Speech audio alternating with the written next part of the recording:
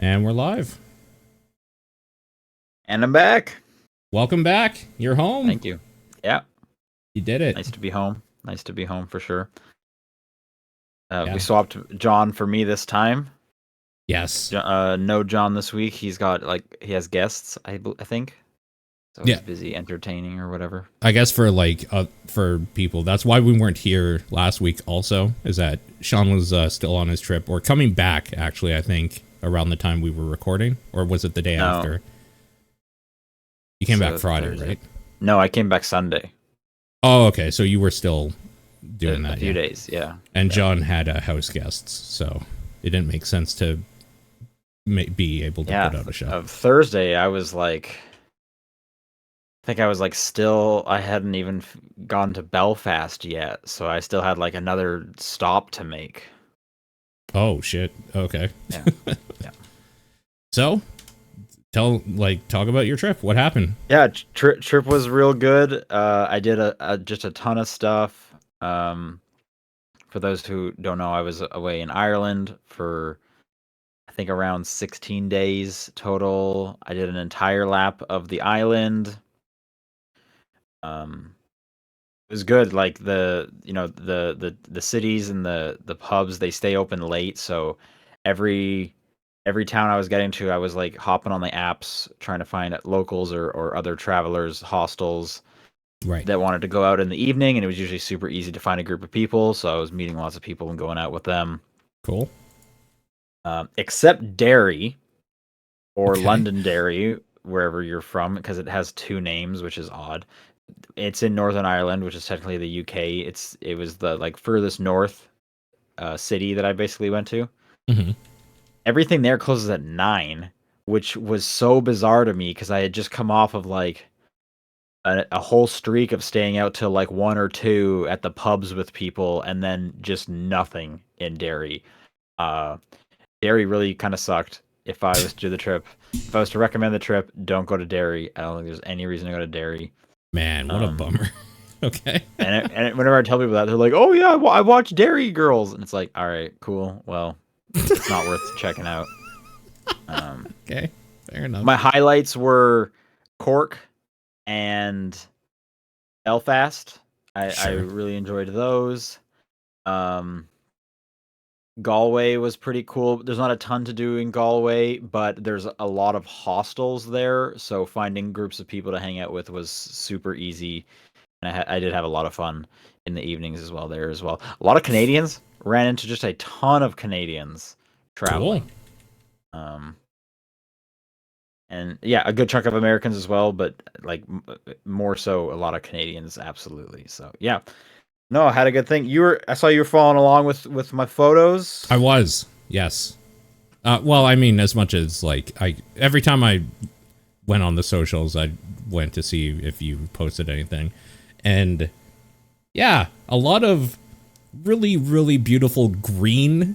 I would say a Yeah. lot of green everywhere. Some castles which were kind of cool, and to my surprise, not so much now as you talk about it, because I never really considered you a bar person. A lot of pubs, but like they were very cool inside, so it makes sense that you would Yeah, I mean take that's it in. just kind of one of the main things to do in the evening there is they go to the Sure. pubs, right? And I really like Irish pubs. I like the vibe of an Irish pub, the look of an Irish pub compared to just like a dive bar. So, One of my favorite places here in Calgary was like a small Irish type pub, so that makes sense. yeah, Calgary has like or it had a few. The ones I'm thinking of kind of a lot of them have shut down, but it still has like a few Yeah. for sure that I went to a lot growing up. Yeah. And yeah, so I mean the pubs are just like they're super fun, and every night they're open every night till like 1 or 2 in the morning. Every night they have live music. Like they're lively, they're super fun. So yeah, no, that was a good time. Yeah. I Sweet. think yeah, it's really green. It's called like the Emerald Isle for a reason. I got super lucky. Didn't have a ton of rain, or nowhere near as much rain as they're known for. And everyone kept saying, "Oh, you are so lucky that you're not getting like completely poured on every single day." That's cool. Um, Good. the two kind of big like landmark tourist things to do. Giant's Causeway and Cliffs of Moher. People might know Giant's Causeway as a popular Game of Thrones filming location. Sure. When I went to see those, blue skies. I was so lucky. I will say, however, I packed way too many shorts and nowhere near enough pants. Oh, But going to the trip, I was like, okay, what's the temperature going to be? Oh, it's like 15 to 17. That's shorts weather. Absolutely. No, it wasn't. But I brought one pair of pants and like 4 pairs of shorts. So everyone just kept asking me like, "Aren't you cold? Aren't you cold wearing shorts?" And it wasn't like I wasn't like uncomfortably cold because I could put like a jacket on and I was fine, yeah. but it was still just like I would wake up, I'd put shorts on, and then by the evening time, I would switch into the one pair of pants I brought. So I wore those pants every single day to go out at night. That's pretty great. Well, because it's like I can't just keep wearing shorts. Like it's a Yeah. little too chilly. I need to put, and I wasn't gonna do laundry. I didn't plan to do any laundry. I just brought, 16 days worth of clothes. So yeah, I definitely lived in those pants a bit. That's pretty great. Okay, cool. But yeah, no, super fun time. Solo traveling was a lot of fun. Just meeting just a ton of people. That was just really, really enjoyable. I had a great time for sure. Absolutely. Nice. Would you do it again, or was it like a little too whirlwindy? No, I mean, I don't typically go back to places I've been already once. If I'm going to do another Right. trip, I want to go somewhere new. So nothing against Ireland. I really liked it, but I would just rather see a new place if I'm going to make my way back over to Europe because it's so much harder for us to go to Europe Sure. Yeah. just because of like the distance. So, Yeah, that makes sense. what about you? How was your last 2 weeks? Oh, they've been okay. Nothing crazy going on here, really. Just work. Just the Nothing usual. interesting. No. Did you go see Guardians of the Galaxy Volume 3? I have not, but I've heard from multiple people that it's actually worth going to. So I have some free tickets. I have the saved up free movie passes or whatever. So I've been considering it. Yeah, going. Yeah, it actually came out 2 days early in Europe. Okay. Which was kind of cool for me. So I definitely went and saw that. I loved it. Oh my god, I loved it so much. Best Guardians of the Galaxy movie. So enjoyable. I really, really liked Guardians. I found it hilarious that the advertisements are just like best Marvel properties since Endgame. It's like that's a lot of stuff in between that you guys are kind of saying isn't very good by saying that. I'm trying to think. I mean, they're wrong. It's definitely up there. I did a list. Listen, there's a lot of crap in between those two things, but there's some treasures in there too. All right. Isn't the most recent Spider-Man that was there, right? Both Spider-Man, both the most recent Spider-Mans are, yeah. Both the most recent Spider-Man? Far From Home and No Way. Far From Home was right after Endgame. Oh, okay. But because I adore No Way Home, I love that movie. No Way Home was one of the ones that I was just like, I could see why people maybe wouldn't love it, but I mean, it's there for Spider-Man fans, so who I was gonna cares? say that movie hits me in the exact right spots.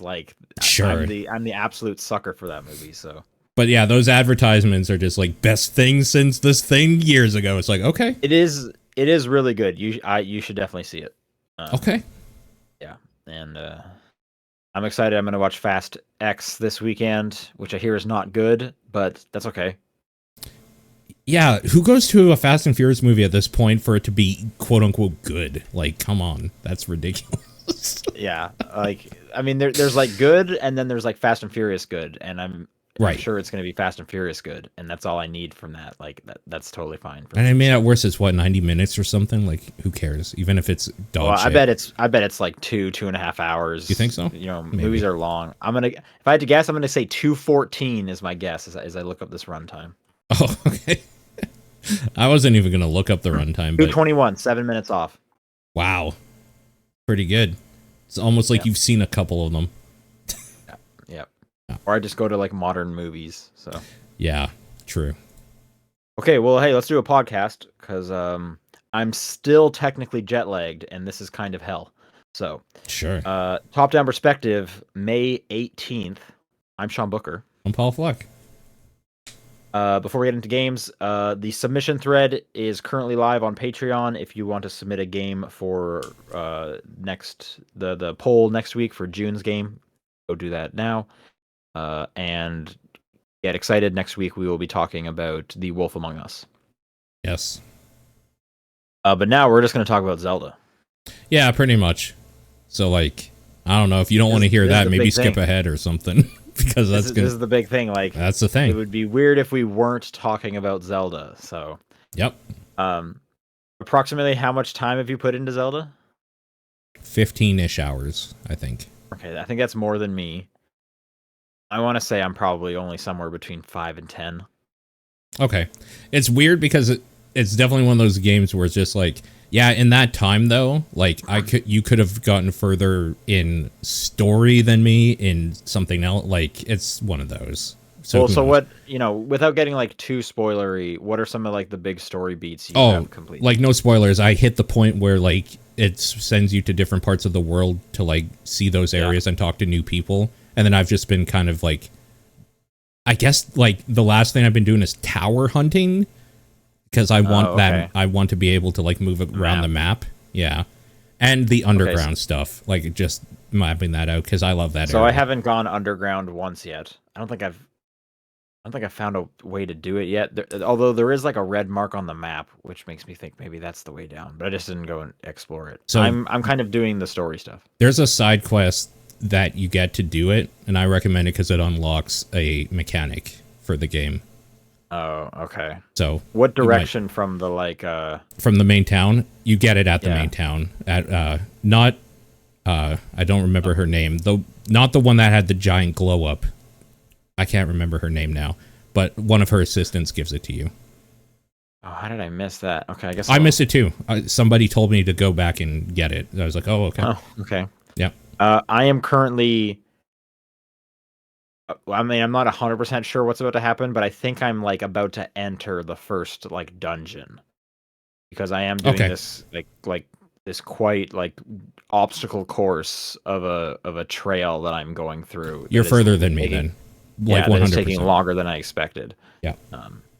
Because I just set off for the first one and started doing some stuff. I've seen a couple visions already. Got 2 of those. Okay, I got 1. So yeah, you're further story. One. Yeah. Yeah. Yep. So how are you liking it? I mean, you're 15 hours, so you must be enjoying it. I really like it. It has the distinct problem that is kind of not great for me of... It's on the Switch? So we'll get to that in a second. No, it's more the... let me do this one thing and then turn it off.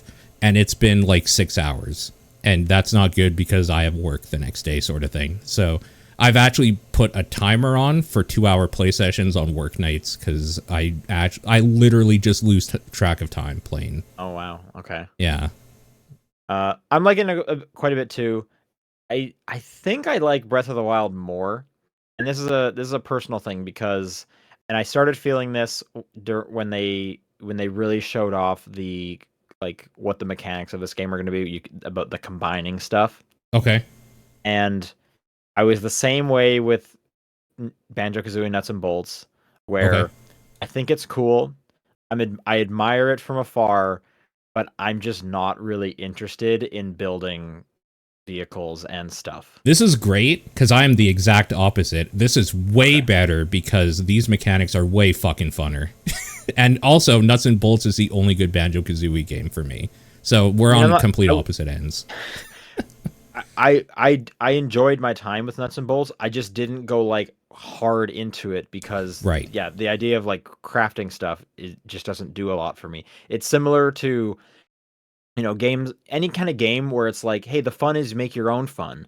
Like we've given you all these big sandbox tools, go make your own fun. And it's like, no, I like structure. When it comes to building Lego sets, I want the booklet to tell me exactly what to make. I don't want to just make my own thing ever. One of my play sessions was literally just like, oh, I found a bunch of rockets and fans and stuff. I'm going to see if I can make a plane so that I can quickly just like move around the underground without having to walk. And that was just like a couple hours doing that. So yeah, Yeah. it's one of those for me. I even think of like Mario Maker, and it's like, sure, I made a couple levels, but that was mostly just to like, so I experienced that, and I did that thing. Right. 90% of my Mario Maker, it was playing other people's levels because I don't the act of building stuff, it doesn't trigger anything for me. Yeah, totally fair. I have found that the openness mixed with the open world thing and kind of letting you do whatever you want sort of thing has given me option paralysis in a lot of cases of I actually don't know what I should or want to be doing here. And I've definitely gone from like going to a tower, getting something, then being like, oh, maybe I should do shrines instead. And I do shrines for a little bit. It's like, oh, maybe I should actually do some story. Like I'm bouncing around everywhere, and I don't know if it's like hindering or making it more of a fun experience for me, but it's a thing. Like I'm not focused on any one thing, and it doesn't feel like I'm getting anywhere with any of them since I'm doing all of them at the same time or trying to. I also kind of run into this, and I felt a little similar with the most recent God of War, where it's like, hey, the first time we did this, it was fantastic. Pretty Uh-huh. much it was God of War, the reboot, or reboot, Yeah. was my game of the year. Yeah. Breath of the Wild was my number 2 game of the year, and they're so close sequels that it's like, okay, well, it's less special because it's not brand new now. Like I've seen Right. the trick, so it's like it's hard to reach those highs again for me. Nothing to say it's like bad. Right. Of I course. really enjoy. I loved Ragnarok as well, and I am definitely enjoying my time with this. Much like you, I'm just kind of constantly thinking about playing this game, but it's just like you just kind of did it again. Like there's less excitement and bewilderment. Totally. Yeah. I definitely feel that part for sure of the like, yeah, you did it again. And I know that can sound like maybe derisive or something against it, but I know it's totally not. It's like, yeah, that was a good thing you did before. You put new mechanics in it. Like, this is obviously going to be a good game.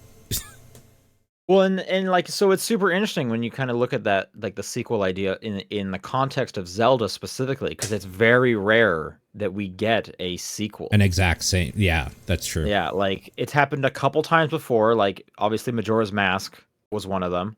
Yeah. Um, because Legend of Zelda 2 doesn't count. Like I know it's technically a sequel, but it's so different that I almost don't think it counts. Um, what else would have it? Maybe like Spirit Tracks and Phantom Hourglass because they're so similar. Maybe those you would count as sequels. It Link to the Past and A Link Between Worlds. Those are technically sequel, right? Are they story? Honestly, I forget the story of Link Between Worlds, like, completely. I can't. I know I they're don't definitely remember. spiritual sequel, but Yeah. Well, I mean that's kind of the whole thing. Is it's usually a spiritual sequel, right? right. Yeah. Um. No, this is like legitimately a sequel, which is kind of Yeah. weird. Yeah. Um. So it's kind of interesting putting those together and seeing. See, I like that they changed the map up a bit. I know it's the same like land mass, but now it's like, well, now this area is covered in snow, so there is a difference to it. It's also Yeah. been long enough for me. Like I haven't played Breath of the Wild since 2017 or like the year it came out. So Yeah. they could have just given me the exact same map, and it still would have been like new to me. It's been so long since I did play it. Yeah. Um, People are saying Link Between Worlds does reference Link to the Past. Yeah, Okay. so it is like a sequel to it, which makes Right. sense. That's Yep. what I thought. For sure. And then there was the quote going around from the creative director that this is now the new framework for Zelda's going forward.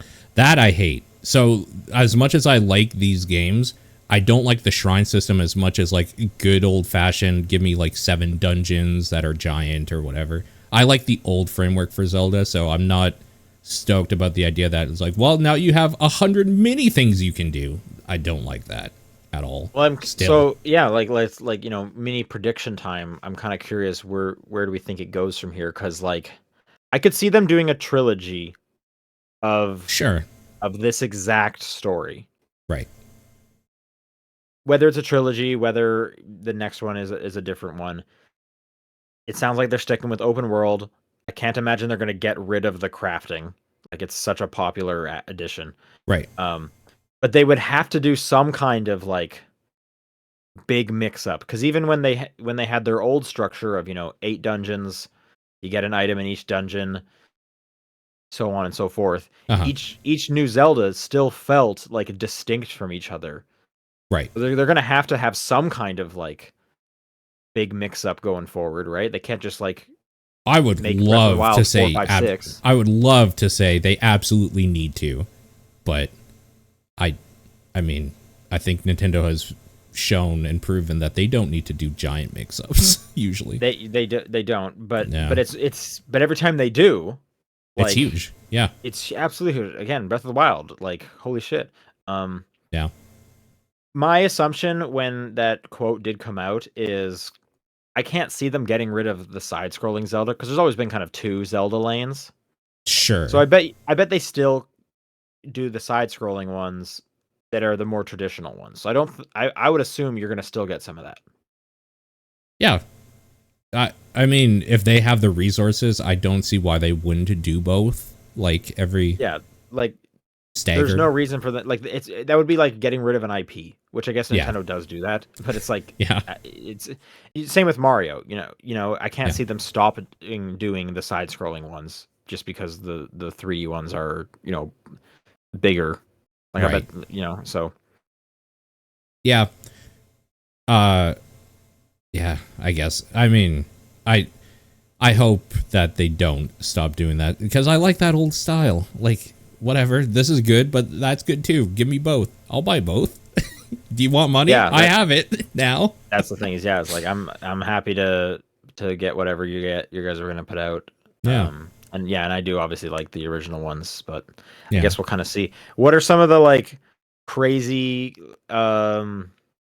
I don't know, like scenarios you've run into with your creations or anything cool you came across in the game that you want to shout out. So just straight up, you need to do that underground stuff because I love that, and I would love to hear what you have to say about it because it's big. There's a certain part called the Graveyard of Giants or Giants Tomb or something in Dark Souls, and it has that energy to it, and it's great. It's really, really fun. Okay. Yeah, someone was saying once I finish up my current thing, I should go do that. So, and that's probably what I will do. So yeah, and like I guess got spoiled or heard what the mechanic is because I have to do another part to it to unlock it. And it sounds dope. Like it sounds like it would be great. So it seems like it. I guess just shout it to anybody playing and they just don't know what to do, and you haven't done that yet. Maybe go do that because it took somebody telling me that it even existed to go find it. I guess it's Josha or Josha or whatever is the one that'll give it to you. The quest to start that thing in the I don't town. remember which one that is, but Yeah. I'll just talk to everyone in the town again, I guess. Yeah, exactly. I'm trying to remember if there's any real specific thing. I've really enjoyed building just stupid cars and seeing if I could like run over moblins and bokoblins and stuff.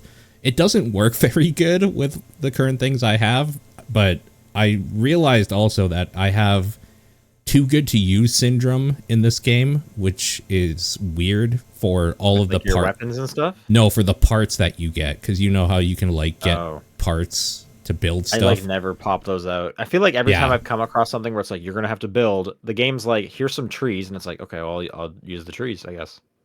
Yeah, when I'm in the mode of like I just want to like see the next area or like part of this mission or quest or whatever, I definitely have been known to just slap some trees or boards together and then like walk across them instead of like being, I mean, so creative. that's like that's the real like best thing about this game is everything you're doing feels like you're cheating or you're getting like one up on the devs. But For it's sure. Nintendo, and they know exactly what we're thinking. Yeah. So it is super cool that they are allowing us to do so much. Because you could easily see in a lesser game at a lesser studio them being like, hey, we need to put like a bit of like a cage around this because we can't let you like build too tall, or we can't let you make something that's too heavy. And Right. Nintendo's just like, fuck it, hold my Yeah. drink. Yeah. No, totally. It's like, oh, we're giving them the opportunity to put together like 50 logs. Well, we better build a sky area then for them to explore. Yeah, exactly. Yeah, no, it's Yeah. weirdly impressive. It's Yeah. also like, we get one of these a year maybe, where it's a game that is like so popular that Yeah. it's just all what Twitter's talking about. And I personally love that. Elden Ring was obviously this last year, Yep. where Uh, it's just like pretty much everyone in the games industry, whether it's on the press side, whether it's on the consumer side, everyone stops.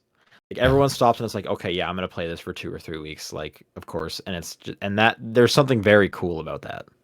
I mean, somebody's tweet, I can't remember who, said it best that I saw, that something about like, my timeline is full of nothing but people talking about Tears of the Kingdom, and I haven't got one story spoiler because it's all just random shit that's happening. That's also, yeah, you're right, and I've heard a few people mention that. It's like there's like this collective like respect where everyone's like, I don't want to spoil it for someone else. Yeah, like, I don't want to spoil this, so here's the dude I made with a cock and balls shooting fire. I've also seen a lot of that one too. That one's everywhere. You guys need to stop posting that. Like, I get it. Like, I get it. Like, we're gonna take Ganon on. Like, we got it. And the crucifixions are a particular brand of disturbing that I just love in this too. You've seen those, right? I have not as much as the like flame dick one. Totally. But like I see the flame dick one pretty much every day. Every day. Yes. Yes, definitely. Oh, Korok crucifixion. But yeah, just in terms of like story spoiler stuff, like, not that there's like a huge story to these games typically, but there is, and the game does take it seriously for sure, and there is lore going on and whatnot. Yeah. But yeah, I'm surprised. Like, I knew nothing about it, which was pretty great. I've seen no spoilers. Nothing has come across my way, which is, and when you follow so much of this like consumer media, entertainment media kind of stuff, like we do, and talk about it, spoilers are just rampant all the everywhere. time. Yep. But it's like, for some reason, this one, people don't want to spoil it. As far as, and I wish John was here, because I feel like when it comes to people getting spoiled, he's obviously, with his larger audience, he gets spoiled way more than, at least I know for me, than I do. So I'm curious if he's been spoiled of anything, but yeah, at the same time, he has been. At the same time, though, like with Zelda, the story is so like second fiddle. It's like, it almost wouldn't even matter, and unless there's some like big twist, it's like, okay, yeah, I know Ganondorf is somewhere in this. I was going to say, the biggest spoiler, Nintendo spoiled by showing Ganondorf before this game was out by like a month. That's the biggest spoiler, probably. But even at that point, it's like, yeah, no shit, Ganondorf's in this. Like, it's a Zelda game. You tell the same story every single time. Like, honestly, the spoilers here are probably like what all the other powers are. Right. Yeah. Man, so, like, those powers are cool. Being able to just go through something from the bottom up is weird to wrap my brain around, that I can do that. And it took a while, but now I'm always like, oh, this is easy. Click button up the top of the mountain. Okay, we're here. Yeah, that one specifically it's always like the second thing I think to do. It's never like, I'm always like coming across them and being like, okay, fuck, am I going to be able to climb this? Is there something I'm gonna be able to, like, tiptoe on? And then I'm just like, oh wait, no, I can do the thing, because it feels like cheating. It does. Like, I've played Zelda all my life. Yeah. And I had to figure out how to get up that ramp. They didn't just let me skip it, and it was like a learning lesson. Like, yeah, this is such a weird Zelda game. And the like very cool. The rewind mechanic for like, you can hit an item. That one I've barely used. That is the most broken thing in this fucking game, because you can literally just drop something and then stand on it and rewind it, and you always are able to just get up like a decent amount of height. Always. Yeah, I've definitely heard, and I didn't even like think to do it. People are just like moving an object over a gap. Yes. Rewinding it. Now they've made a bridge. Yeah. It's like, holy shit. Like, yeah. I know. It's so weird from like because like it's like Zelda exists with like, hey, these are the rules. Yeah, This is the new item. These are the rules of the item. We're gonna teach you a couple ways of using this item, and now it's just like here. These are the concepts now. Go yeah, nuts! Like it's crazy. It is so crazy, but like it's very cool. yeah. I'm sure we're and everyone's early days except for the people that like played through the leak, and I saw on like the Sure. day one, someone already beat the game in under like 90 minutes. Yeah, It's they like, of speed course they ran did. it. Yeah, But like, we're all going through Zelda probably around the same amount of time, so I'm curious to see what the other stuff's that's going to get posted. What's on the other side of the flame dick? What's the next thing? What's the next flame dick? That's what I'm curious about. true. Yeah, yeah. Always looking forward to the next flame dick. That's the But TDP way. yeah. Oh, it's cool. Good game. Like Yeah. very good game. Are you playing anything else? There a new map was added to Demonologist this week. I checked that out. It's cool. I was stoked to do it, and that game remains cool. I'm gonna play probably more of that this weekend. I needed a little break last night from Zelda because as much as I like it, I also want to play other games, so I just needed to take a night off, essentially. Yeah. Yeah. Yeah. Yeah. All right, then for me, the other game that has also been taking up my time is Star Wars Jedi Survivor. Okay, what are Um, you playing on? Playing on the Xbox. How does it run for you? It's been running fine. Okay. Um, it did crash once for me, Okay. but like Okay. it crashed like at the save point. So I was just like, oh, okay, well, Hmm. I'm gonna play Zelda for now, because fuck you. But I also didn't lose any progress, so it wasn't like that upsetting. Sure. Um, I've been excited to play this because I was like listening to podcasts on my trip, knowing I had it like installed back home, and I was like, man, I really want to play that game. Um, I really like it. So I'm in like a really fun moment now where I have two games that are like right in my head, and I want to play them both a lot. Yeah, sure. Yeah. So which is like a good place to be in for sure. Because I get tired of one for the bit, I jump to the next one because I'm equally excited. Yeah, no, I'm having like a really good time with it. I think it's a great looking game. I'm enjoying the characters. I just like the, Metroidvania. There's so much to like uncover. I'm gonna run down this hallway and I'm gonna get like a health bump up. I'm gonna run down this hallway. I'm gonna get a new beard. It seems a lot more open. I understand that it gets more narrow after this like first massive planet I'm on, but I'm still just on Kobo. So it's like really open, which is very cool. There's like the map is great at being like, hey, here's 3 areas you haven't explored yet, and just like running off and then doing this one, kind of, almost kind of similar to Zelda, but Zelda's like the most open possible. So Sure. Yeah. How do you feel about the difficulty? How's the difficulty curve in it? I've heard some people say it's like a little brutal in some spots. I'm definitely like, I'm definitely not doing great. I'm not getting killed a ton because it is going back and forth with Zelda. Zelda, I'm just mashing the attack button. Uh huh. Like I'm just hitting Y as fast as I can, and it's usually doing fine for me.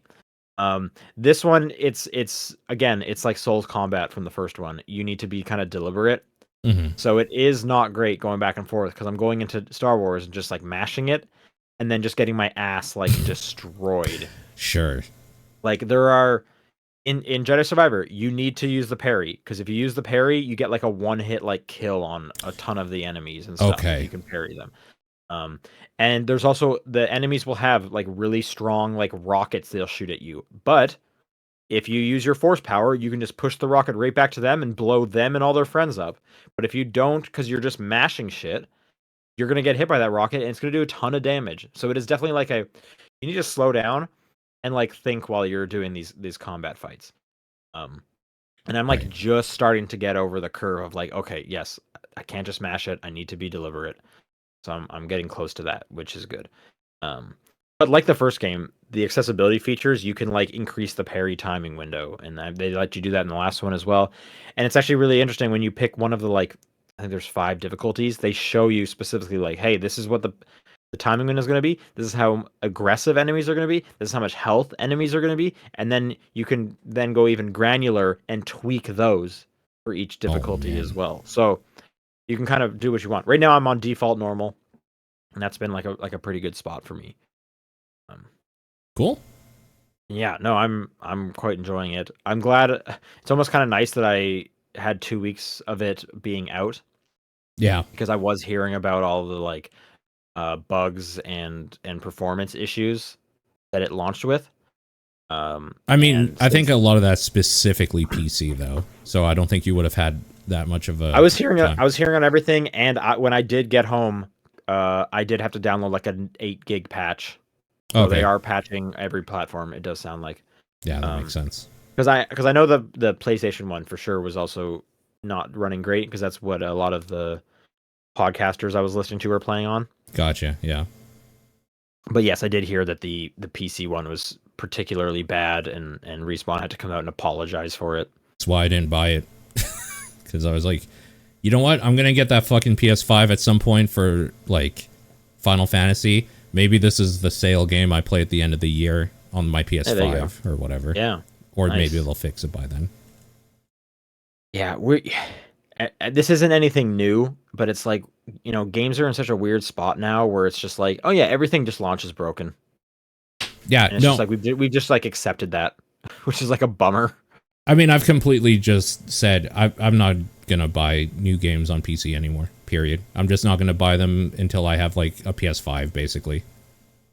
Well, 'Cause- yeah, like I know PC is particularly in a bad spot, but I yeah. feel like because the other one that I haven't got to yet, but it was hearing similar stuff was Redfall. Oh my Launched pretty god, broken Redfall's as well. such a sack of shit. Holy crap. Um, Yeah. and it's just like, it's weird that when downloading of games became so mainstream, it's just like, oh yeah, now we can release them at like 90% complete because we can patch things so easily now, and Yeah. people will just play it, and it's just like, it's kind of like a bummer as someone who wants to play games right when they come out, Yeah. because I'm almost at the point where it's guaranteeing me I'm always going to get a kind of broken game. Like Yeah. there was always the argument of like, hey, I'm Joe, I buy games 2 weeks after they launch because there's always a $10 discount 2 weeks after they come out. Sure. Now it's like I should almost wait because not only will I save a bit of money, the game will be in a better spot. And And that's just if so you wait weird. long enough, you will always get the better experience if you wait. Especially like for games that do like Game of the Year editions or whatever, they're usually cheaper, completely patched, and have all DLC in Well, there. that's like a significant one. That's almost like a year later. Right. I'm saying like, for the most part, like if you give it like 2 weeks, maybe a month, Yeah. you're definitely gonna get $15 off that game, and a patch will have come out, if not two, Yeah, probably making multiple. it run better. Um, which is weird because and I get it. Making games is hard, and they're Sure. under pressure to like hit that deadline. But it's just weird because like in the past, obviously you couldn't do that. No, you had to launch the game when it was good, Yeah. or that was the end of the game because you couldn't do patches. So yeah, it's weird. Yeah. For sure. But anyways, that's 2 games that I'm playing. I will real quickly mention when I was in Ireland, Coffee Talk 2 on Game Pass got updated with touch controls. So I just played that on like all my bus rides, just on the cloud. Okay. Worked Wow. perfectly. So I was just bussing along the countryside, touchscreen controls, Coffee Talk 2. That was awesome. Like, That's we're living cool. in the future, man. Absolutely. That was so cool. Oh, speaking of which, I was excited to hear about your AR glasses. How did that go? Oh, I actually didn't use them a whole bunch. Specifically because, so I did use them on the way there. Okay. I watched Batman, Yeah. and Oh yeah. I mean, we'll get to that too. How was Batman? How was your experience with the Batman I need movies? to watch the second one because again, I'm trying to get ready for the Flash. Oh, I thought you meant like you watched all of them or whatever. Okay. I just downloaded the first one, just the Okay. first one. I Okay. watched that one. And I used the glasses for that, and that was really cool and stuff. On the way back, I couldn't use them because I was waiting to use them on with Zelda. Right, that was the Yep. whole thing. I didn't play a lot of games when I wasn't moving, and like Right. even with Zelda, when I got Zelda, it was like, well, I could sit in this hostel and play Zelda, or I could walk to a castle in Ireland. Yeah, I mean, there's no contest. Like, I Yeah. don't know. Playing games So when I you're on didn't. vacation is weird. So my most of my Zelda time was when I got on the plane, and the plane coming back didn't have the outlet, like the plug, so I couldn't do the thing. The plane Damn. there did have it. Right. Plane back didn't. So I was just like, Lame. ah, crap. Well, oh well, I'll use the glasses more. But most of my glasses time has been here at home when I am in bed with the Steam Deck just plugged in, laying completely horizontally. Yeah. That's awesome. Like, that's Okay. really cool to do. So yeah, it is pretty good. Cool. I should do some Zelda like that too, but it's just because I also have to do the wall stuff. There's a bit more It's such a setup hassle. involved. Yeah. So if I really do think these glasses are like, do you play a lot of Steam Deck? This will be fantastic for you. Do you do you not? Then it's gonna become kind of a question. Sure. Yeah. Okay, let's do some news. Some interesting stuff happened. Last time I was on, the UK had blocked Activision's the acquisition from Microsoft. Right. Yep. While I was away, the EU approved it, Yeah. and the EU is not the UK since since Brexit. Right. Um, but it was just kind of funny seeing that just a couple weeks later that like, oh well, the rest of Europe's okay with it. Um, I hadn't really seen much fallout of like, ah, well now it means it's gonna go through. Because the UK has still blocked it, but like, who knows what this means? I don't know. But there's the next milestone on this whole trajectory. Yeah. It's Honestly, someone interesting. should like write like a short, like a novella style book of like every like important piece that happened from the announcement of this to whatever the ending of it is. Because there's like so many like ups and downs. Yeah. Speaking of downs, though, this one's a bummer. Uh, Oh. this was an interview over on GameSpot that happened. Overwatch 2 is dropping its PvE mode that it was supposed to be bringing to the game sooner or later. Lame. For those who don't remember, Overwatch 2 was kind of announced as it's going to have like co-op PvE, like a story mode. It was like called like Hero Quest or whatever, and there would be skill trees and unique uh, abilities for the heroes that they weren't in their PvP, and it was going to be this whole thing, and that was kind of what Overwatch 2 was sold with.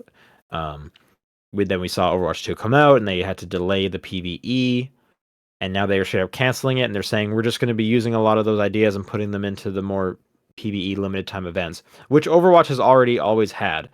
When there's like a Halloween thing, they bring in a PvE kind of little mode you can do. So they're just going to be doing that. Which brings in the question of like, so the only thing they've changed for Overwatch 2 Yep. is the monetization now? That's it. Yep. That's so if you're going like, all right, Overwatch 1, why should I get excited about Overwatch 2? You can now get a battle pass. Yeah. You can now give us more That's money. that is Overwatch 2. Yep. Which is such just a bummer to when you contextualize like that. I mean, the Like, thing that made it Overwatch 2 isn't coming. So as far as I'm concerned, it's never existed. yeah, like, because even when they launched, the question was like, why isn't this just like a big update? And I understand by putting in a 2 and trying to make it this new thing, you're gonna get a lot more eyeballs on it. It Yeah. worked for me. I came back. I got a friend to jump in at the first time. Like, I'm sure they got way more players Yeah. than if they had just said, "Here's our massive update," blah blah blah. But and the fact that they also got rid of Overwatch 1 and they turned it into Overwatch 2, like they doubled down as this is just kind of a content update. Yep. And then now that they're taking away the core thing, it's really all they did was one less character because you can't play two tanks anymore. And Right. Yeah. and now it's a free to play game with a battle pass. Yep. Weird. It's I don't know, man, but like it just weird. Here's another weird thing. Pac-Man 99. Remember that game? Yeah. It is shutting down on October 8th. Yeah, I got that. I got that email. I saw an email come up that from Nintendo saying like important news about Pac-Man. I'm like, oh, they're killing it. Okay, what is this? Yep, there it is. Yeah. I don't know how many people were still playing Pac-Man 99. This was probably out of all the games that they were like giving away on the Nintendo Switch Online, the one I played probably the least. Easily, yeah.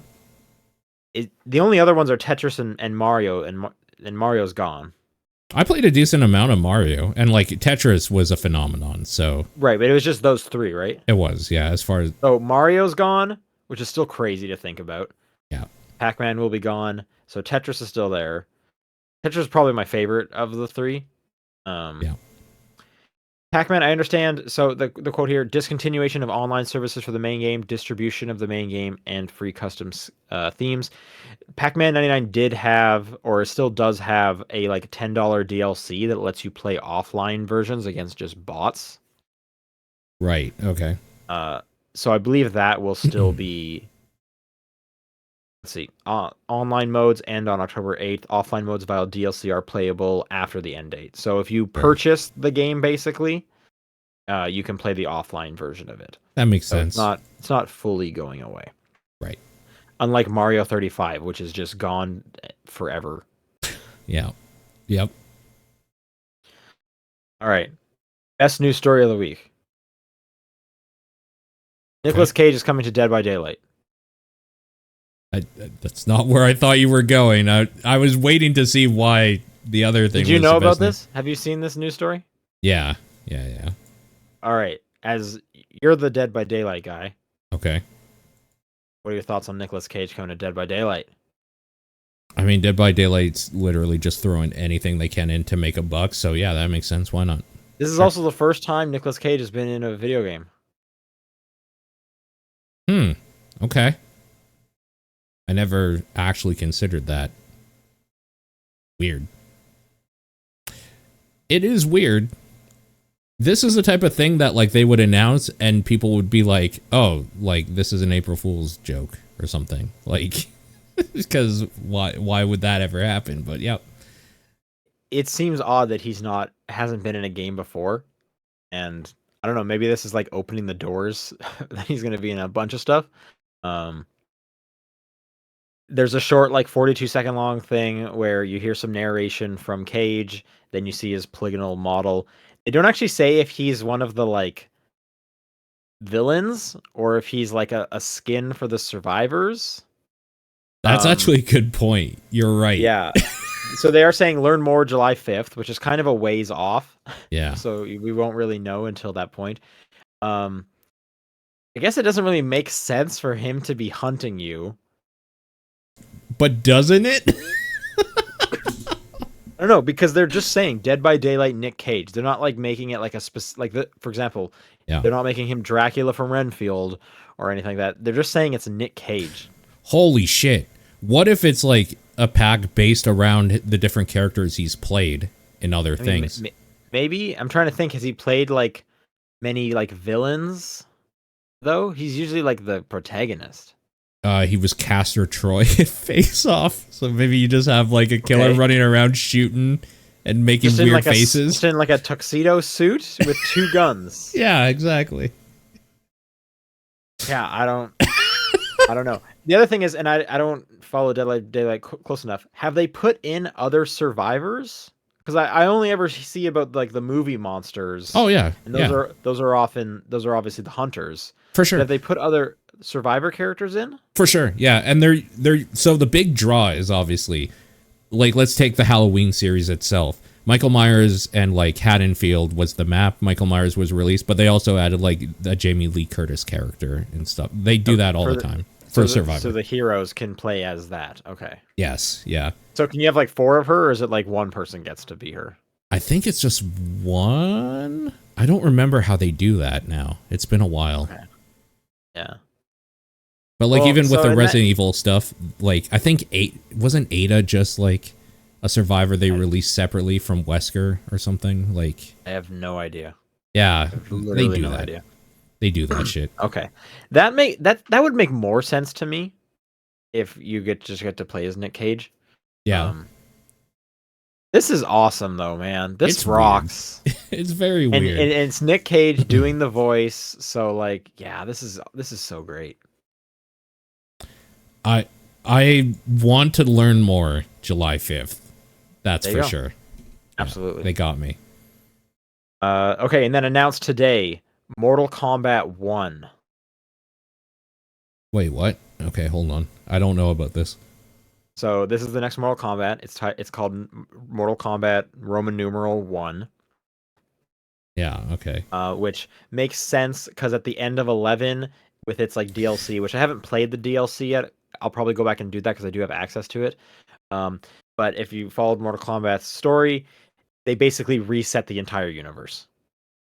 Right. So they could kind of go anywhere from here.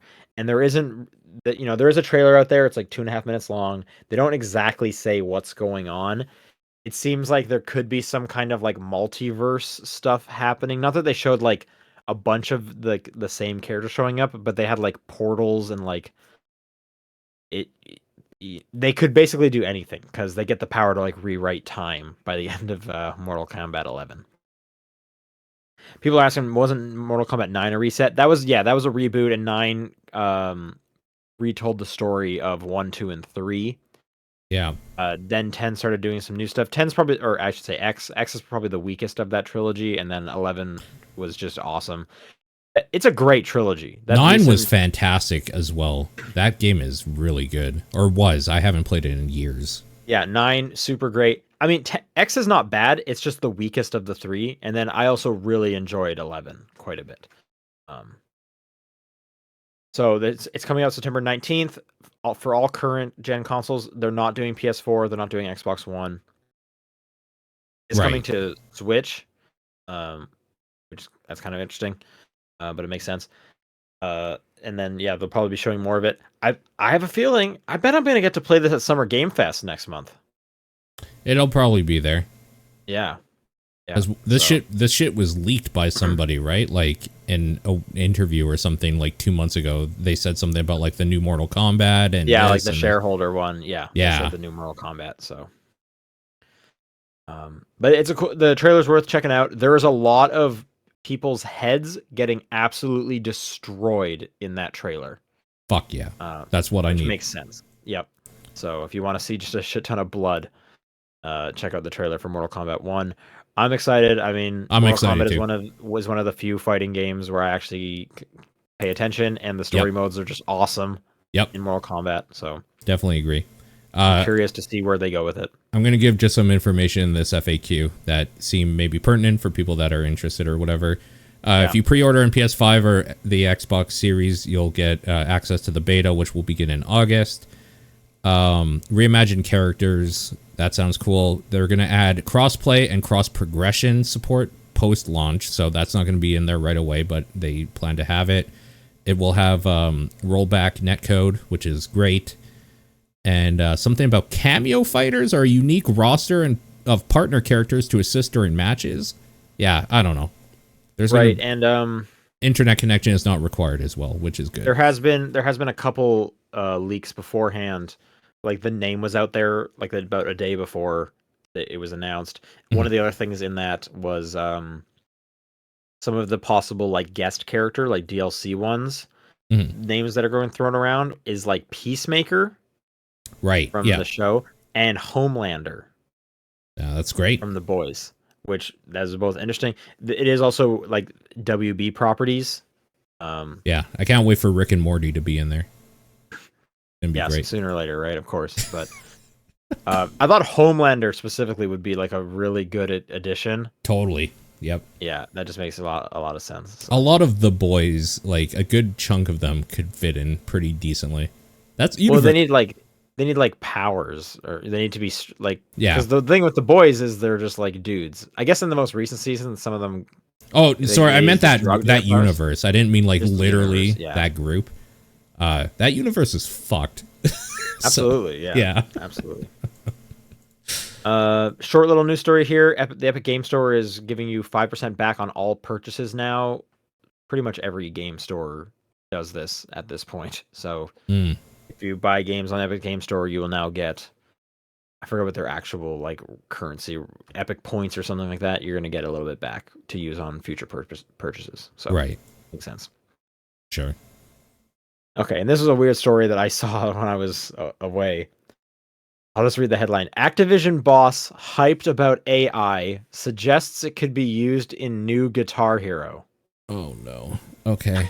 What's the deal here? Okay, so here's the quote. Uh-huh.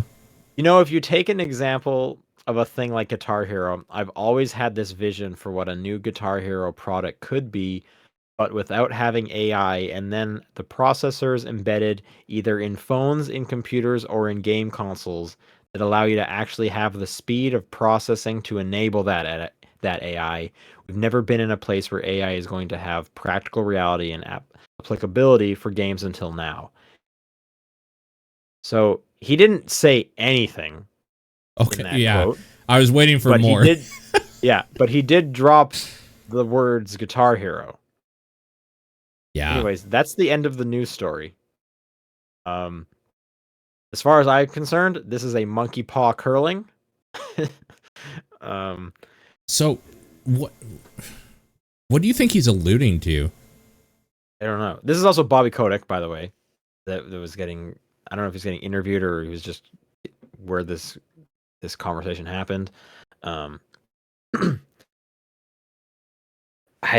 don't know. I feel like it's just a thing of like it's AI is the new buzzword. Like if it was NFTs, it was metaverse, now it's AI.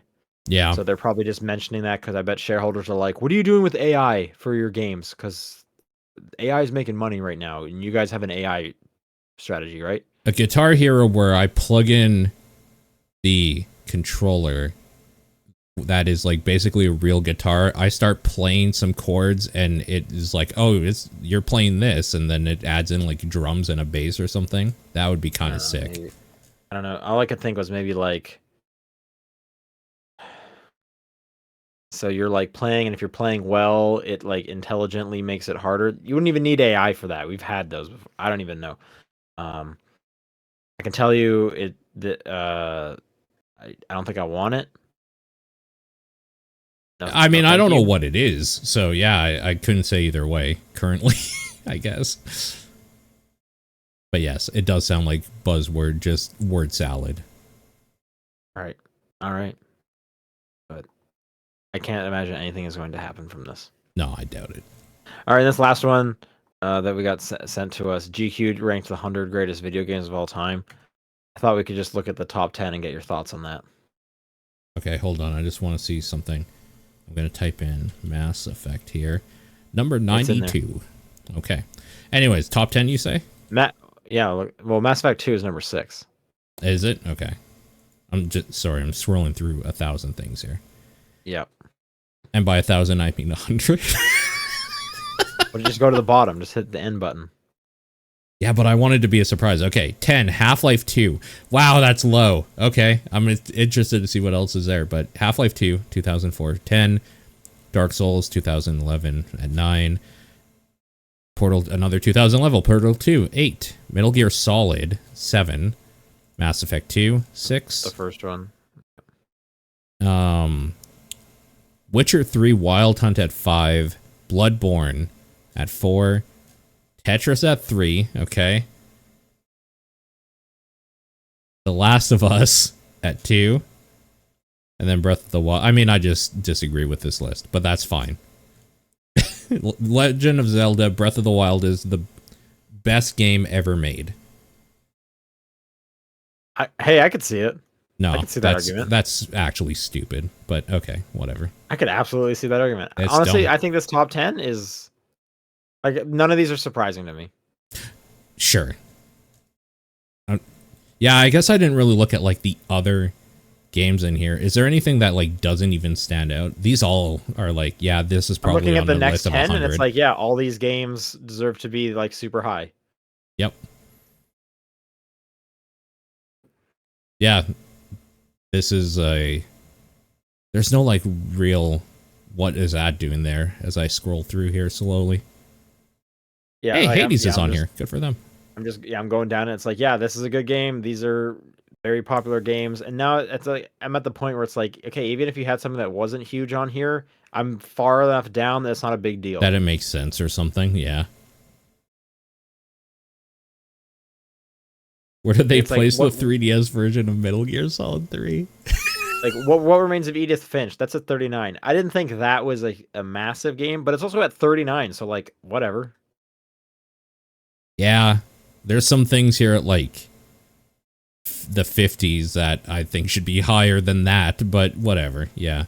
These are all games that you could probably guess are on a list of the best 100 games. Yeah, is Chrono Trigger on here? I'm surprised I haven't seen that yet. Yes, it is. Oh, 42. Okay, there we go. I'm surprised that's not higher, I guess. Yeah. All right. I mean, I don't give a shit about GQ's opinion on games, but that's cool that they did a thing like that. Let's do some questions. TopDownPerspective@gmail.com is the email address, at TDP Podcast on Twitter, the Discord channel, John's P.O. Box are all great ways to send your questions in. Yeah. And you could sound like Matthew that writes, what are some game mechanics and designs you think the game needs to be built around in order to be good? All right, let's get double jump out of the way. What else do we have? Double jump's good. I love it when you can dodge out of any animation. Yes. Holy shit, yes. So just basically, like, what does Dead Cells have? We've hit 2 of them already. Yeah, kind of. Game mechanics and designs. Dodging in the air. Dead Cells does that too. That's great. If your game has a state where you can die, I don't like one-hit kills. So, like, avoiding that, I think, is a thing that helps. I don't know that it needs to be there to be good, but... Sure. Okay. Is there anything else you can think of? Oh, for designs, you should have accessibility options for everybody to enjoy it. Like, for something to be good, people need to be able to play it and experience it. So yeah, okay.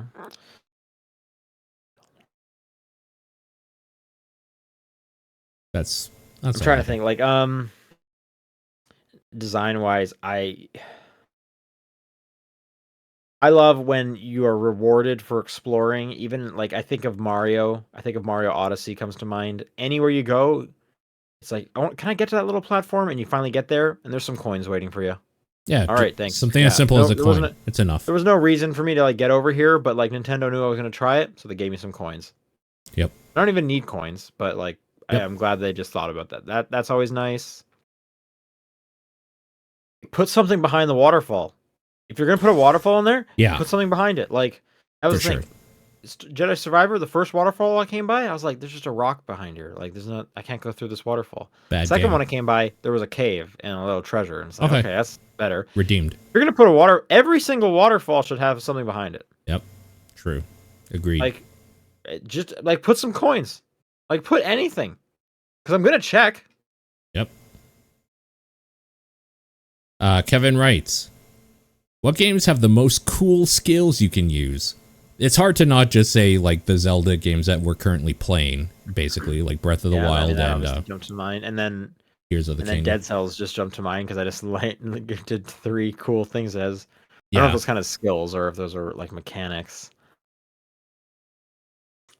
God, the cool skills. I was a pretty big fan of when BioShock was introduced, the idea of like having a shooter and then like also being able to light an oil slick on fire and burn a bunch of dudes and shit like that. I am hearing a lot of people asking the question, is Tears of the Kingdom now just an immersive sim?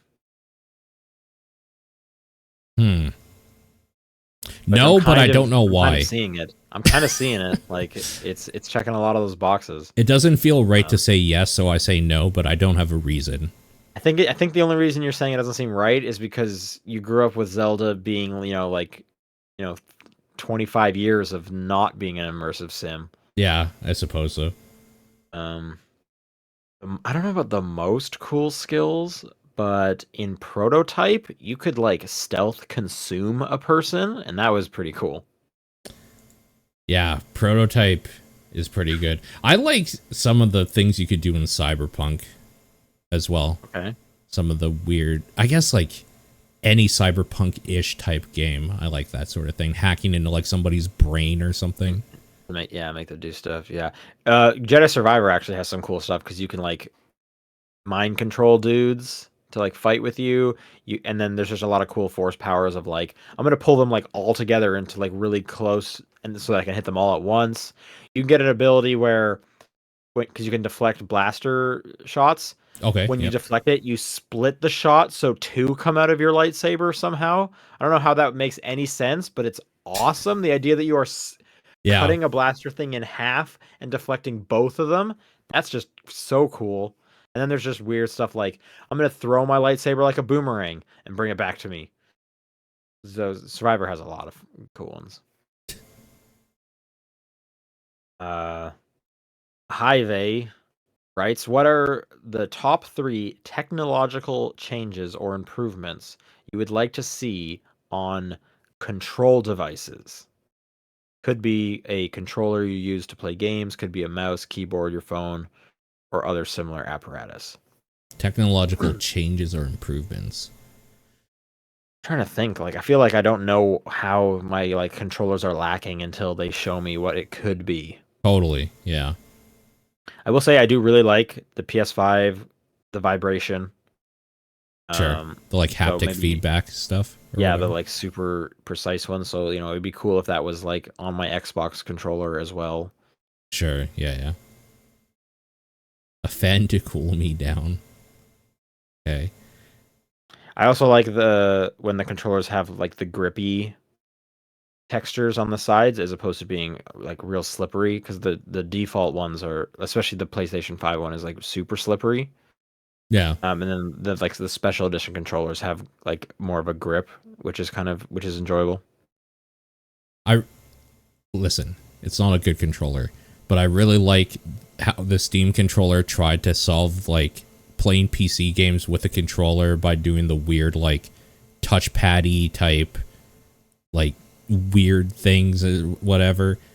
I like that they tried, and I think there might be a future where they figure out a way to do that, but Well, I was just about to say it. It's too bad you don't have a Steam Deck because those do have touchpads on them, uh-huh, and then you could kind of compare and see where how they they got are. to. Yeah. Um, the touchpads are nice, and the fact that there's like some feedback into them is pretty enjoyable too. I don't use them a ton, but when I do need to like click on something, it is handy to have that. I can't really think of anything else. I feel like the things that I could think of have been things for a long time. Like I remember playing PC games with the old mouse and thinking the ball always gets like stuck or gunked up, so it doesn't Sure. it doesn't slide the best. Man, I wish there were like 2 other buttons here or this and that. And these are all things that have been worked on. I also don't even have like a gaming mouse. Like when it comes to like keyboards and computer mice, I get the most basic thing possible because I'm just like I just need it to like be fine. I don't need anything special. I don't need extra buttons. I don't need like thumb scroll stuff. I just want a regular ass mouse. Yeah. When you decide to actually get like one with all that stuff, it's going to be hard to go back. So just keep it the way you are forever because it's cheaper. Then it feels bad when you're missing out on some of that other stuff you get accustomed to. Yeah, no, I honestly just order like the Amazon Basics one. It's like I just need it to have like I need the keyboard to have a number pad. I'm good. Dude, that's a big thing for me. When I like see somebody without a numpad, well, I guess I just think, oh, they never do anything with numbers so at all. So okay, Yeah. I guess. Yeah. Suku writes, have you ever beaten a game with an unusual controller? Example, Dark Souls with the DK bongos. I don't think so. An unusual controller. No. I was trying to think because I know in the past some games would register like the Rock Band or Guitar Hero guitars as a controller, and you could do some stuff, but I don't think I ever used it for anything. Yeah. Yeah, exactly. Boko writes, "What shonen protagonist do you think you could beat in a fist fight? You may choose any point in their life that is depicted in their story. Yes, this question is ostensibly asking how many fictional children you could beat up. Let's not unpack that. If you're having trouble coming up with some ideas, here's some of the ones I was told when I asked other people. Naruto, although Boko disagrees. I would also disagree. Yeah. Deku from My Hero. You could definitely beat up Deku from My Hero before he gets one for all. I don't know who Detective Conan is. Oh, dude, you could definitely kick the shit out of Detective Conan. True. Where is Detective Conan from? Is it just called Detective Conan? I don't know, like, what his thing is called. I don't think I've ever heard of Detective Conan. He's a kid. Oh, it's this kid. Okay, I've definitely seen this kid. Okay. Yeah, you could easily kick the crap out of him. Every sure. Yu-Gi-Oh protagonist? Yeah, because they're just people with playing card games. True. Yeah. Except Yusei. Who is Yusei? And all that's the spin-off ones. Okay. Gotcha. And all the Digimon kids. Yeah, I mean you could probably do all the like Pokemon kids too, because them by themselves are not strong. Yeah. I mean, there's no way you could do Kid Goku because he was always super powerful. Like, of course not. I also disagree because I think Naruto had some like strength as a kid. Well, I mean, he is like, like before he unlocks like powers, essentially, is what we're talking about. Even before he was a ninja, I guess, right? Like in ninja school. But the whole time he had the nine tails. So that's the thing. I wouldn't be. Yeah, there would be some latent power that would like come out when he's in danger. Or you would punch him in the face, and then like a nuke would go off in your face, basically. Something like that. Yeah. Yeah. Trying to think what else. You could probably do any of the kids when they're kids from Attack on Titan because they're just kids. None of them will have powers ever, but if you gave them like their gear, then I'm fucked because they have a sword. In fact, they have 6 swords. You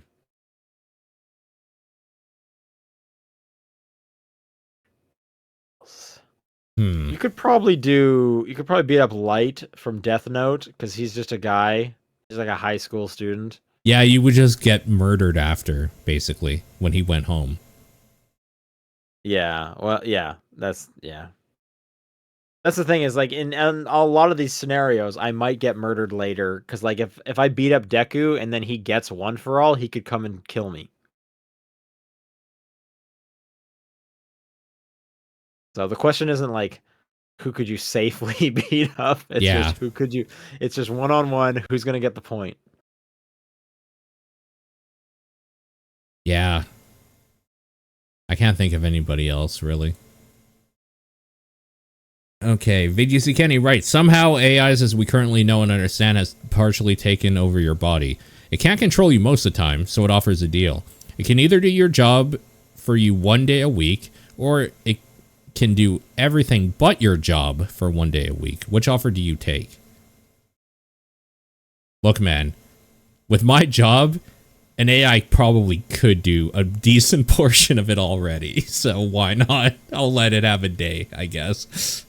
I think I'm picking the job. I enjoy my job, but like, what exactly would it be doing everything but your job? Like, it'll do like my chores, I guess, like my daily chores. So it'll like wash my dishes for me. Like, I don't want it driving for me, and like I don't want it doing everything else, really. Well, because also like then I'm giving up like my free time. Like, is it gonna play my games for me? I don't want it to play my games for me. That's the part that I would enjoy doing. Yeah. So I think I would let it do my job for a day. I mean, I'm assuming in these scenarios you're like going like out or something. You're like unconscious, like you're going to sleep or whatever, and you're just getting to like this is Severance. Do you want to be the guy out or in the office for one day. Obviously, you want to be the guy out. Yeah, exactly. Absolutely. People should watch that show if you don't understand that reference, by the way. Oh, absolutely. Best show of last year. Yep. Phantom Aegis writes, in this scenario, you will be able to live a long, fulfilling life, but are given a curse. The first curse is any life-threatening event that occurs to you. Your body will cause you to teleport to another universe. Oh my god. Okay. Never returning to your original one, and every other parallel that threatens your existence. Okay. Example: if you're in a crashing plane, only you will disappear into a safe place in another universe until your life is threatened again.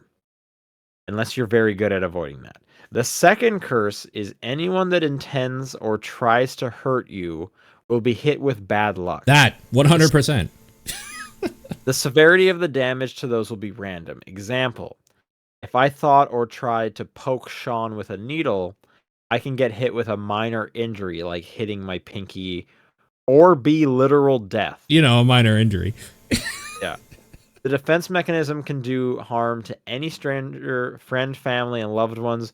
Which risk would you take? Wait, to your own loved ones too? Yeah. So that's the okay. problem with that is if someone accidentally hurts you. Which is going to happen. So the only way to the only way to take the second curse is you can't spend any time with those you love.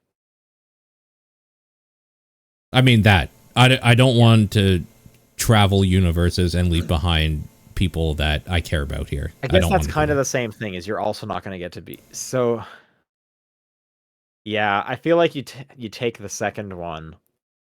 You kind of cut ties with everyone. You could still like video call them and stuff, but they just cannot be around you. What if your cat attacks you? I mean, I would get rid of my cats because I couldn't like stand that idea. But like if a random dog attacks me, then fuck him. I don't care what happens to him. It's the family stuff that scares me about that one. Yeah, so you'd have to exactly. But I mean, in the first scenario, you're also going to lose everyone, but you can't call them anymore. It's you're also just such to a lose them though in the first one. You're guaranteed to. But that's the thing, is like in the second one, it might as well be a guarantee because it's a non-0% chance. Right. And if there's a 1% chance that the person who accidentally elbowed me when we were in the kitchen together is going to die shortly, then it might as well be 100%. Right. But when against 100%, it's always better to take the one that could be 0% also. Well, I'm just saying, so the only way to live is the second one is to cut ties with everyone physically, so that, but the first one you would cut ties entirely, and also it's such an extreme. You're going to a new universe. What does that mean? Like, oh, I mean, yes, that we've completely glossed over that part, but reading it again now, the first curse is any life-threatening event. I don't know how many times my life has actually been threatened. Maybe like 10 in my whole life. I've only had a few bad car accidents and stuff, so. Okay, yeah, that is a good point. So I'm now trying to think, have I done any life-threatening events? Or, oh shit. You just wouldn't know, so, maybe? Also? So all of a sudden you're just like over there? Well, because what if it's like a small percent chance? Because there's like, for example, like I've had a few surgeries in the last couple of years where they put me under, and you have to sign waivers like, hey, it is always a risk when you get put under and stuff like that. It's so, a life-threatening event. Yes, it would. Okay, you're right. There's more than I thought. So if that's a life-threatening event, then every time I get in a car, is a life-threatening event. Life. Yeah, that's true. So I mean, no matter which way you look at it, I think it's the second one, honestly. Or even you could even say like, COVID is still a threat. Anytime I'm around someone, it could be life-threatening to me. The second one is actually kind of fucked too. If he thought or tried to poke you with the needle or something, if he just thought, man, I really want to just hurt Sean right now, he could die. So, like, listen. But it mentions intent, so that they can't just think about hurting me. They have to intend. They have to like make up in their mind, I am going to do this. And that's pretty Okay. rare. It tends. Yeah. Okay. I still think you take the second one. Yeah. You live by yourself. You can still, FaceTime your family. Oh, the second one is way better then, actually. The second curse anyone intends or tries to, if your loved one elbows you, they didn't intend or try to hurt you. That was an accident. That's fine. You're true. Yeah, that's true because that's not intent. Okay. Yo, the second one is actually like an easy pick now, reading that properly. Right, because I'm trying to think like. In fact, I want this. This isn't a curse. If somebody wants to kill me, fuck them up. Like, really. Well, now we need to say so what it because the person said poke with a needle, which is not that much of an injury, right? So yeah, so you can't go to the doctor. You can't go to the doctor. Yeah, but now you're also risking like anytime like your significant other like gives you a really squeezes hug or pinches you in a playful way. So okay, it's kind of dark. You're right. There are people with like actual like diseases and stuff that is just their life anyway, though, where they can't like be touched very hard or anything. So it sucks, but I mean, there are people that live with that sort of thing. Even with the intent thing there, it's too risky, I think, living with someone you love. Because again, it's a non-0% chance. Yeah. So I do still think you take the second one though, and you just become a hermit. Well, I mean, you have VR chat. You can talk to them in that. Your waifu. Like get around it, but it's like you have to physically cut ties with people you love. I think it's it's the safest thing to do. Totally. Yeah. Lineback writes, all sauces in existence are suddenly gone, but somehow it falls on you, the members of TDP, to bring back each one, making them the only sauces that will exist. Recreating the rest is not an option. Which do you each bring back? And how pleased do you think the rest of the world will be with your choices? Okay. We can do this. I don't know how, like, if I say barbecue sauce, do I have to be specific? Like, that's a pretty big range, right? I think that I would say barbecue sauce just counts. Barbecue sauce is back. Like, okay. I don't think the range of it, because it's all going to be something barbecue. Barbecue sauce is back, and I think the world is stoked because people love barbecue sauce. See, I wouldn't care for barbecue sauce. So this comes down to, like, am I trying to please myself or am I trying to please the world? Because if we're trying to please the world, we have to pick, like, ketchup. Yeah, but fuck the world. I hate ketchup. I'm not a big ketchup fan either, but, like, that's the thing. So, like, if I was going to bring something back... Don't do ketchup. Make it something you like. Like, for me personally, I would pick hot sauce. Okay, yeah. But if I was going to do, like, a middle ground, I think the easiest one would be mustard or mayonnaise. Which do you feel in your heart that you would want more back between those three? I mean, for me... For you, yeah. Well, so that's hard too, is like... When it comes to, like, an enjoyment level, hot sauces have the highest highs. Yeah. But when it comes to, like, what is just, like, so solid that it, like... I can put it on any sandwich and I'm happy, it's like mustard or mayonnaise. So, yeah, right. Like, I'm not going to put hot sauce on, like, every sandwich and it's gonna be great because it's like right. But I could probably put mayonnaise on any sandwich and I'm happy and I'm glad it's there. Right. If you said hot sauce and we're not going specifics, you would open up a wide range of stuff from like basic bitch hot sauce to like whatever. Right. So that's huge. Well, I mean, I think that's fine as long as you're not going into like here's a spicy mayonnaise. Like, I'm not gonna call that hot sauce. Right. No. I think you know what? I think the easiest answer would just be mustard, and I think it would please a lot of people as well. Me too. I love mustard. Yeah. Out of those like three, I would prefer that, but I mean, I wasn't gonna make your choice for you. So yeah, I'll fall on my sword and I'll take mustard. Because I like mustard too. Like, mustard's the way to go. If you're getting a sausage, absolutely you're going to put some mustard on that. That opens up, like, hot mustard, honey mustard, like, different types of mustard as well. So, that's pretty good. I mean, I feel like everyone you get, it's opening up. Actually, except for ketchup. Except like ketchup. There's not a... Ketchup doesn't have a ton... There are some varieties, but not... I feel like not as many as these other ones we're talking about. Honestly, mayo is probably the one that has the most because it's such like a basic thing that gets put into like every sauce.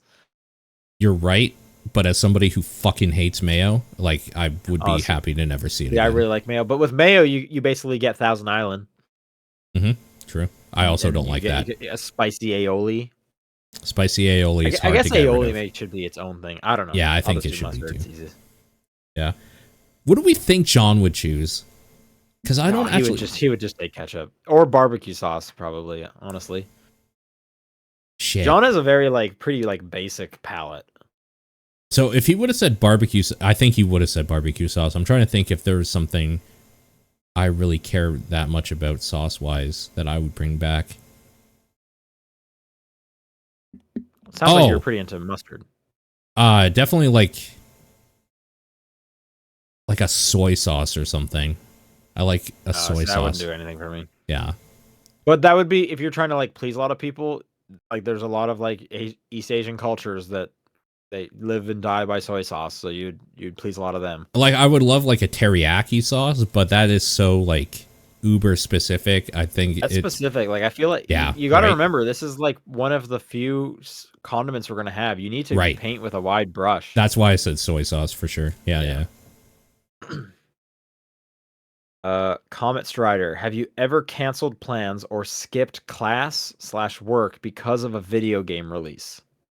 Yes, but not in years, honestly. I don't think I ever have. The closest maybe was like my weekly bar trivia. I brought my Switch to it because I wanted to keep playing Mario Odyssey. Okay, you didn't cancel anything for it, though. I didn't cancel anything, but it was just like, I'm going to play this game. Yeah. Regardless of what the plans are. For WoW expansions, I would definitely take like a week off to get completely leveled up and then try the raid content. Okay. Rasterman writes, how do you tell your coworker they lack certain technical knowledge they should probably have learned for what they do without sounding arrogant?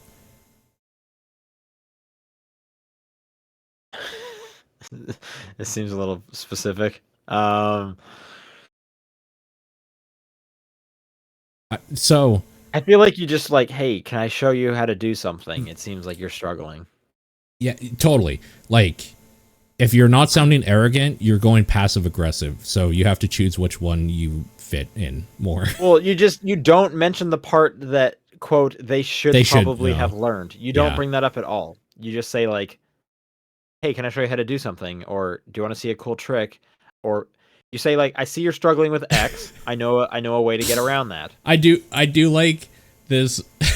I do like this question because it's how do you tell a coworker they suck instead of how do you help a coworker who might be struggling?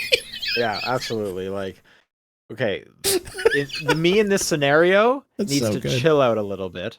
Needs to take a walk around the block and then assess the situation. Because right now you're a little punchy. And that's not going to help anyone. How do you tell your coworker they lack a certain... I love it because the question isn't how do I help this person do their job better. It's how do you tell them that they should be better. Yeah. Oh, God, I love it. What a good question. Waste of resources, right. Do you have a mental system for what thing goes in what pocket? For example, phone in right, wallet in left. I do not, and finding my keys in a pair of cargo shorts is an undertaking. No, I don't. I do. Phone in right front pocket, keys and wallet in left. In the left front pocket. Keys never go in the phone one. In fact, it's always like those ones are always go like that. Sometimes I will put a car key in the back pocket if I'm about to leave the house and go to the car, and then I take it out, so it's just easy to get out immediately. And then recently, in the last couple of years, mask might be in one of the back pockets. Okay. I usually wear a hoodie, so I do the standard wallet in back pocket, phone in right, and then keys in my right hoodie pocket, or otherwise they'll go in my left if I'm not wearing it. That's true. Are you one of those people that will sit on their wallet? I take it out at work and then throw it in my desk drawer.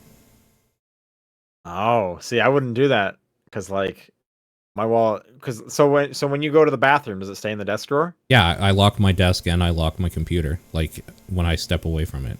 Oh, yeah. So I don't. It stays in my pocket. Makes sense. But people who sit on their wallets or their phones are insane. People that listen, I know I'm probably gonna make an enemy or two here. People that put their phone in their back pocket need like psychiatric attention, because I don't understand why you would do that. I don't get that at all. That's insane.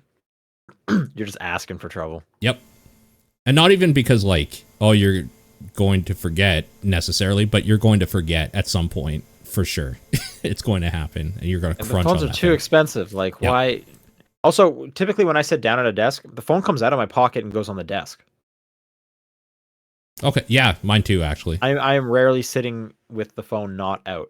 I actually, when I'm sitting, rarely ever have anything in my pocket, now that I think about it. Because I throw my car keys in with my wallet as well in the desk drawer. I'll usually take the keys out, because like if I'm at home, keys are going up on the keychain. I guess I'm taking my wallet out though. So I'm at work, I put my keys in my backpack. Okay, sure. I guess that's the mental system. I never thought about it. Shane the Destroyer writes, are there any games that you stopped playing because they wanted you to play too much? Like daily quests, battle passes, or whatever that are designed to keep you playing, but instead just drive you away because you can't give as much time as they want.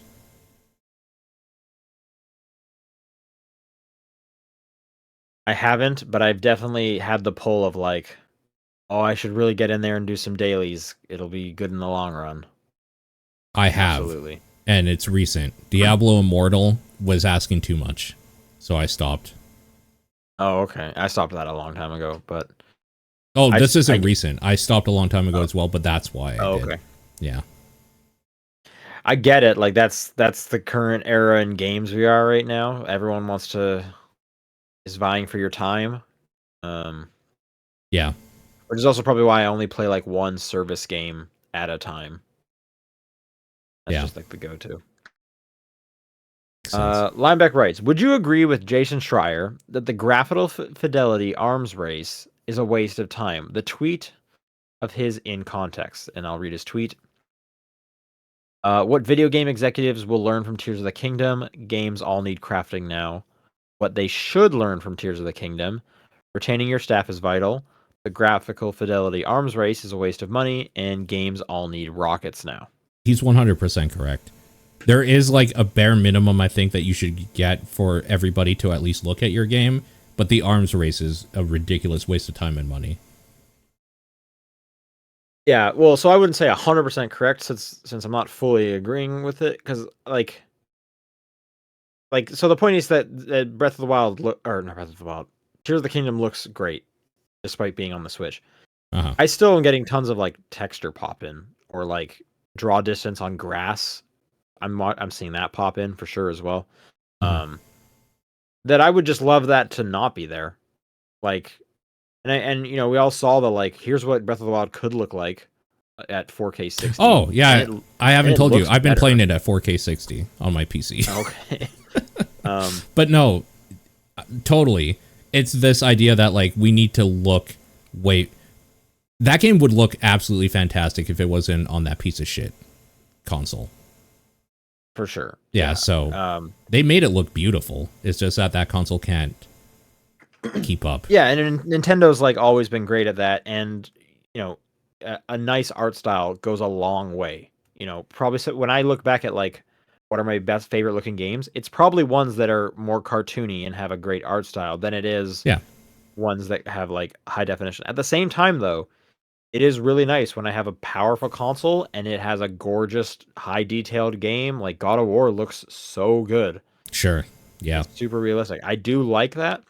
Yeah, but I think, and I'll caveat this, which I'm sure it is a vocal minority that is causing this. But like when Redfall announced they're not going to be able to put out the 60 frames a second at launch, and people got upset about that. I think that kind of fervor is just not needed. Oh, I disagree. See, the fidelity is bullshit. There's a bare minimum of like the way the game runs that should just be 60 should be the standard, just period at this point. So that I definitely think they need to at least hit like a solid 60, but they don't need, I don't think it needs to be beautiful. I think you can like maybe stylize a little bit more, cut some corners, and but like it still looks okay, sort of thing. Yeah, whereas I'm on the other side where because I always play at 4K 30. Oh yeah, no, I would So never. 30 is fine with me. No, I would never do 4K over. Just I would never do 30 frames just to get 4K. That seems like a complete waste to me. Hayes writes, look around the room and pick 3 items. Okay, done. Now combine them like in Tears of the Kingdom and make a deadly weapon. Shit. I don't think okay, like maybe this mic arm. I could probably swing that. Yeah, I should have picked some better stuff. So I picked this Tylenol bottle here, this Princess Peach little figurine, and It's not even an amiibo. no, it's a McDonald's toy But from when they can't did even do anything. And this little control. So Okay. there we go. I didn't pick the 3 ahead of time. If I did, I would probably just would have been a couple things off my phone, this business card, and I would have probably picked an SD card. But if I was really trying to make what's the biggest weapon, are you doing with Tears of the Kingdom logic where no matter what I attach to it, it's not heavy? Like, can I attach my desk to this mic arm? Yes, and you could swing it. Yeah. Okay, then I guess I would do that, and I don't know, the bed. I mean, I do have like a pocket knife right here. I could use. There you go. Put that on the end of something, sure. Of the end of Princess Peach, yeah. Okay, like that. I don't think I have anything that's like stereotypically a weapon in here. Yeah.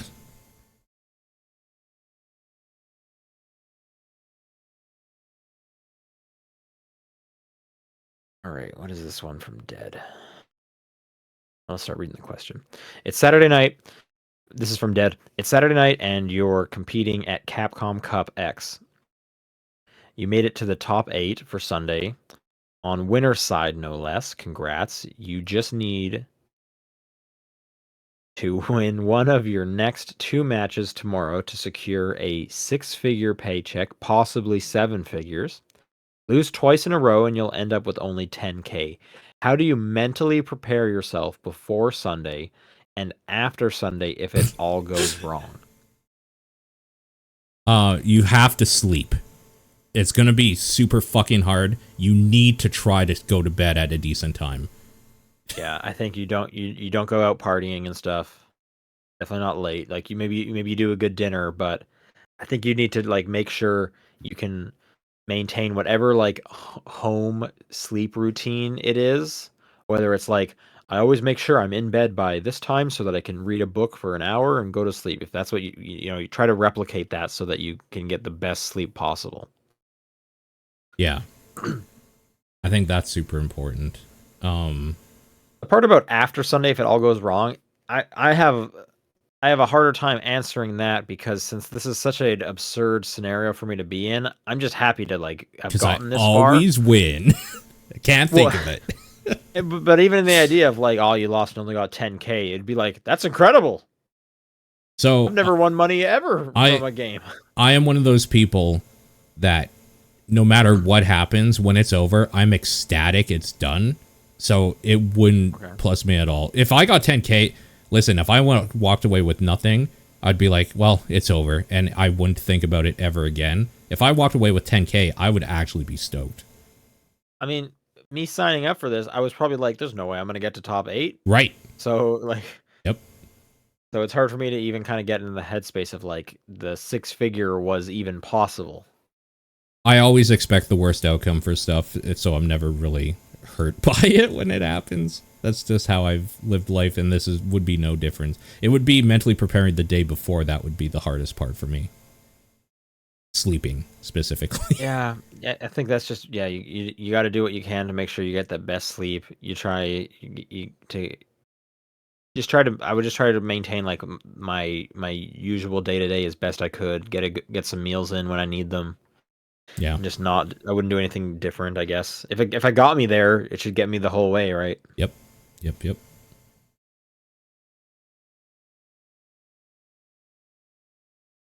Okay. Final question from Valk. What is your favorite chicken wing sauce / rub? Do you prefer boneless or bone in? Personally, I like boneless garlic hot or lemon pepper. I'm boneless. Okay. Team boneless for life. Bone in is ridiculous. I like bone in more, but I'll eat a boneless easy. Like bone in gets your hands dirty. No, thank you. They both you get your hand less dirty. Meat. Oh, you use a fork. But and it's knife. an actual chicken wing. It's not just a giant nugget. Who cares? Me. That's why I said bone in. They literally taste the same. They do not. No, that's ridiculous. The chicken nuggets, you're gonna get more chicken. That is battered with disgusting, usually garbage on the outside. No, give me bone in every time. Personally. But like, if you offer me boneless, I'm not going to turn it down. Boneless for sure.